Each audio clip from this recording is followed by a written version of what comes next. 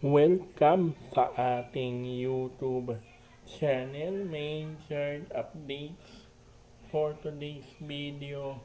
Pag-usapan po natin mga kaaldab ang mga sinabi or mga isiniwalat na mga pasabog ni Anjo Iliana kung saan akala po natin noon ay napaka-perpektong programa ng Itbulaga dahil ang bait-bait nga naman ng TVJ, di ba?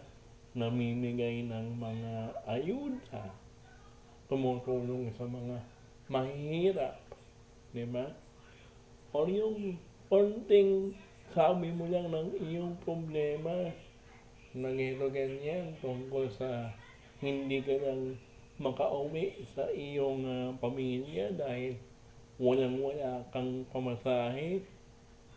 Gusto mong makauwi na sa iyong pamilya sa probinsya at napakaswerte mo kasi ikaw ang isa sa mga nanalo sa segment na one for all for one, at tugod bahay.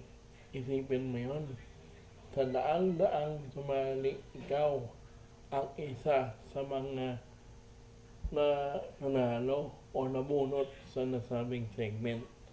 At ikaw ang mapalad na makakauwi ng malaking pa-premium nila. Diba? Yung parang ang ganda-ganda ng record ng Itbulaga. Kahit nasabihin pa natin na may mga konting issue tulad ng pagbuga, no? Ng juice kay Raisa May Dizon noong panahon ng mula pang Aldab, no? O yung noong siya pa yung pinaka siya yung pinaka-baby ng Itbulaga o yung pinaka-bata sa kanilang grupo sa panahon ni Raisa, kung saan nagkaroon ng mga pelikula si Raisa, mga endorsements, di ba? Ganon. Yung para bang isang pagkakamali ni Vic Soto na dahil lang sa isang segment na gusto niya sanang maganda sana yung kinalabasan, na habang nagbibiro nga itong si Raisa May Dizon sa kanyang skit o yung kanyang scripted na joke, isipin mo yun, diba? Mayroon siyang tindahan si Raisa, tapos mayroong juice sa tabi.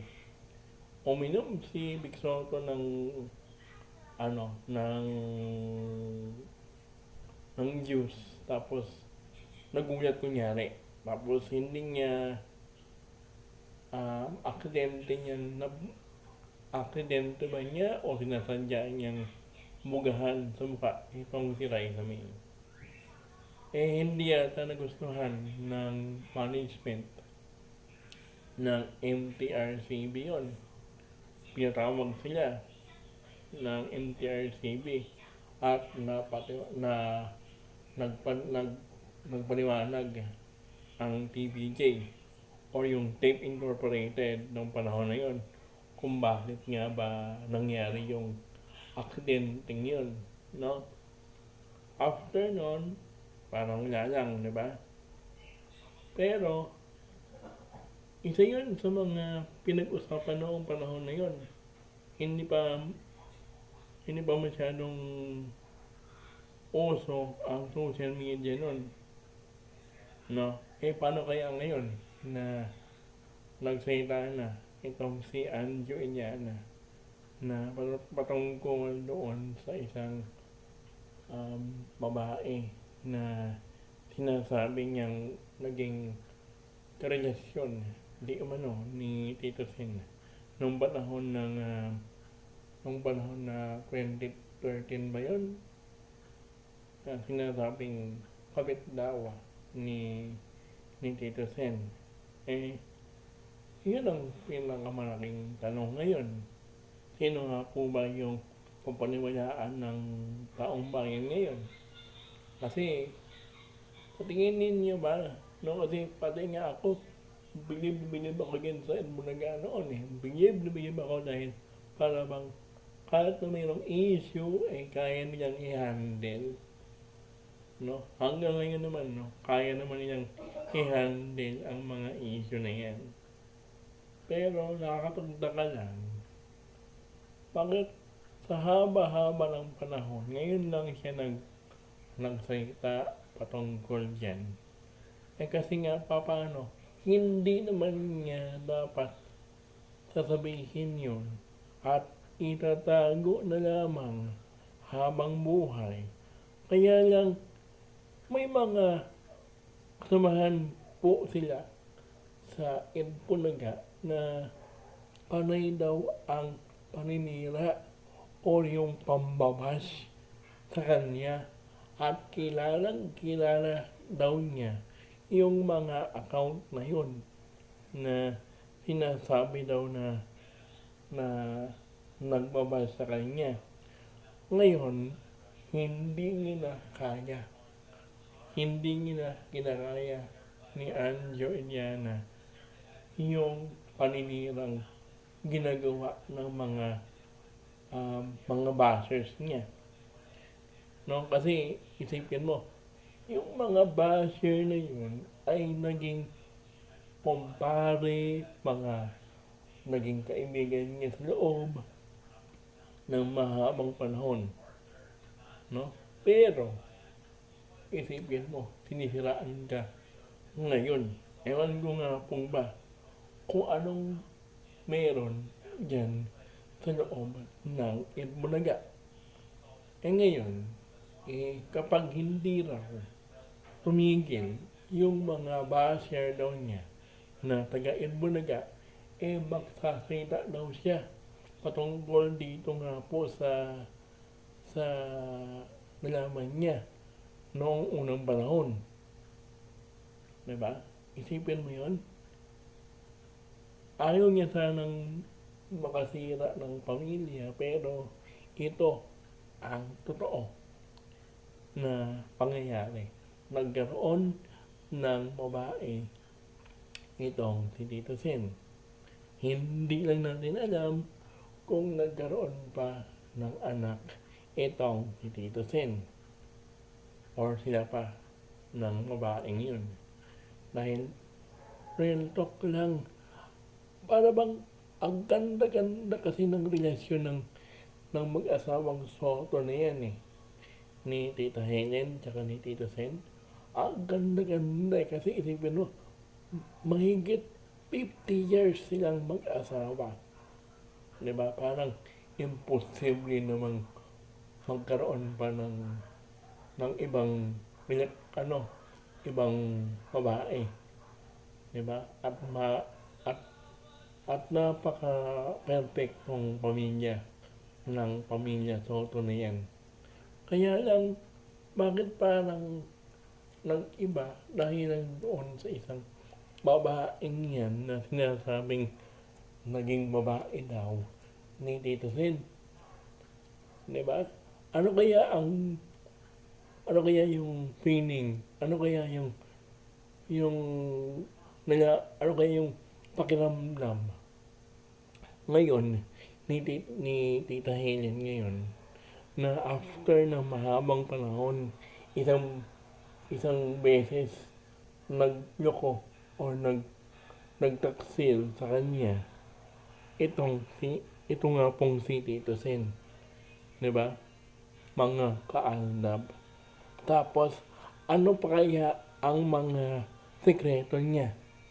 Kasi parang alam mo yan, yung parang itong si Anjo Iliana na yan ay isipin nyo na lang na si Kuya Anjo Iliana ay si Mr. Diskaya na nagsiwalat ng tungkol sa anomalya ng flood control project. Matapos malaman natin ang totoo, bigla naman nilang ipinatigil ang nasabing investigasyon na, 'di ba? Kasi napakahaba pa ng mga pangyayari dapat o yung mga mangyayari pa 'di ba? O yung mga investigasyon patungkol sa nangyaring flood control project na yan na anomalya, no? At para nga po hindi masilip yung asset ng pamilya at hindi kung saan ba talaga nila kinukuha yung mga perang o yung mga pera nila, no? Bukod sa pagiging artista po nila at pagiging producer, no? O yung ari-arian po nila, no? Para hindi po masilip yan, pinatigil po nila at nagkataon na session break nila ngayon, no? Kasi malapit na po magpasko di ba? Kaya magpahinga muna tayo sa pahinga muna, no? Itigil muna natin itong investigasyon na ito at kung mayroon mang investigasyon, iniiba nila yung kwento o yung mga pangyayari or gumagawa po sila ng paraan para ilihis at itoon kay Sara Duterte at doon nga po sa mag-amang Duterte naman nila pinopokus yung investigasyon imbis na dito sa flood control project, parang gano'n, no? At ano kaya yung mga sinasabi ni Kuya Anjo Iliana na marami daw siyang alam at mga pasabog tungkol kaya yun kina May at kay Alden na matagal na nating alam pero ayaw nilang ipaalam sa publiko dahil mas gusto nilang paniwalain ang publiko sa maling sa sarsuelang ginagawa nila kina May at kay Alden. At totoo kaya yung mga hinala natin na mag-asawa itong kina May at Alden at yung mga anak na, pero dahil doon sa mga sinasabi ng management na wag kayong magsasalita. Kung magsasalita man kayo, hindi ninyo pwedeng aminin yung mga ganyang bagay, no? Kasi para bang pinipigilan nila si May at itong si Alden na sabihin yung totoo, di ba? Tungkol sa kanilang relasyon. Hindi kaya yun ang isa sa mga sinasabi ni Kuya Anjo na nabitin tayo. Ano ang inyong reaksyon at komento patungkol sa nalaman nating revelasyon at mga pasabog na sinabi ni Kuya Anjo patungkol sa mga sinabi niya, no? Isa kaya doon yung nabitin tayo sa mga pasabog niya, yung patungkol kina May at kay Alden na alam naman natin yung tungkol doon pero hindi lang nila masabi-sabi sa publiko na mag-asawa na sila at meron na silang mga anak. Yun kaya yung sinasabi ni Kuya Anjo na hindi niya masabi sa kanyang video